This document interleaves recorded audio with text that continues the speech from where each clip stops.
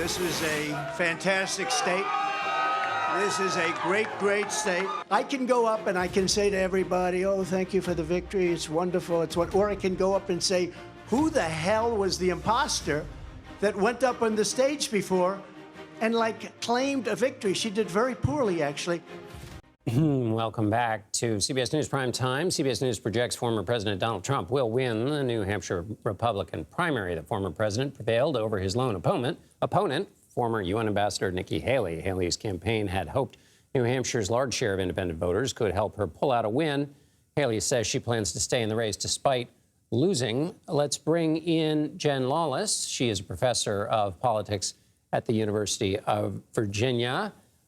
Professor, I got to go to your books before I even get to the questions about the results tonight, because you wrote Women on the Run, and it still takes a candidate, as I recall.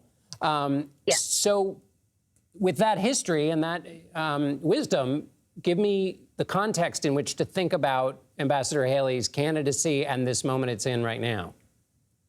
Well, there's no question that on the Republican side of the aisle, she has come as far as any female candidate has in terms of presidential politics. She was able to make this a two-person race. Unfortunately, it probably happened a little bit too late, and it's hard to imagine a path for her to win the nomination. But that's not to say that that wasn't a pretty impressive win. And by win, I mean coming in second and clearing the field. So traditionally, we haven't seen women do that on the Republican side of the aisle. It's quite an accomplishment.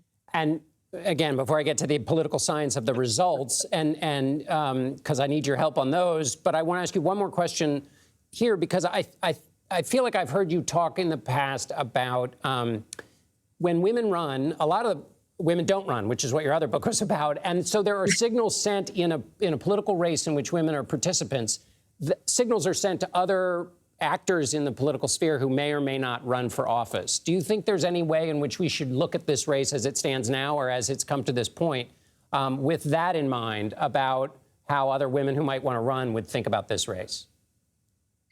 That's exactly right. We've known for a long time that when women run for office, they're just as likely as men to win their races. They raise just as much money. Their media coverage generally looks the same.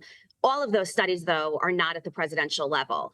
The reality is that people look at presidential politics and they infer from the experiences of female candidates at the presidential level what it must be like to run for office, whether it be for Congress or the state legislature or the school board. And so people will look at Nikki Haley's candidacy and infer what it would be like to run for any other position. The fact that she made it this far, the fact that she has a super PAC that has raised millions and millions of dollars, the fact that she has given Donald Trump a run for his money in New Hampshire should send a signal that it might be worth it for women to throw their hats into the ring. Of course, the fact that she's not going to win the nomination sends another signal. Now, back to the thank you. Now that we've, let me ask you about the broader, that was a pretty declarative statement. What makes you feel that way about her chances going forward? Help people understand your thinking behind that, the idea that she's not going to get the nomination. Well, the next big race for her is the South Carolina primary, and a lot is hinging on it, not only because it's the next race, but also because it's her home state. The South Carolina primary electorate looks a lot more like the Iowa electorate than it does New Hampshire. She's not going to be able to bank on independents or Democrats who changed their affiliation a couple of months ago to become independent to cast a ballot for her. She's not going to be able to bank on a state that generally has a reputation for being more moderate and more mainstream. Almost the entire South Carolina congressional delegation, Tim Scott, a senator from South Carolina that she appointed, have endorsed Donald Trump. And the polls indicate that Donald Trump is blowing her out of the water. So it's difficult to see how, over the course of the next 4 weeks, she can turn that around when Donald Trump now has two victories, Iowa and New Hampshire, at his sails. One of the great things about political science is that it works against all of our instincts in the political press, which is to just look at what we can see right in front of us. And that's our job, and that's fine. But is there a way that you look at the electorate and campaigns, and particularly on the Republican side with such an extraordinary candidate as Donald Trump, that has changed the way we think about politics, and that we should kind of keep in mind as we have this instinct to look at the electorates in these contests and make large sweeping declarations? Is there something that we should be keeping in mind?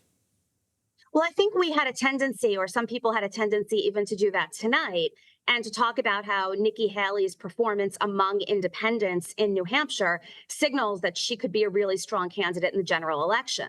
The reality, though, is that she was competing against Donald Trump for the support of independents. When it comes time for the general election, she'd be competing against Joe Biden for the support of those independents. And that's a totally different contest. So I think it's really important to separate the primary from the general election and not infer how candidates did in one to imply how they'll do in another. One other piece to keep in mind here is that abortion was not a major issue among most voters in the New Hampshire primary. We know, though, that in 2022 and in the special elections between 2020 and 2024, that it has been something that's important not only to Democrats, but also to independents. So again, the composition of the electorate in the general election looks different, and the choice that independent voters will face will not be between two Republicans. It'll be between a Democrat and a Republican. Professor Jennifer Lawless from the University of Virginia. Thanks so much, Jen.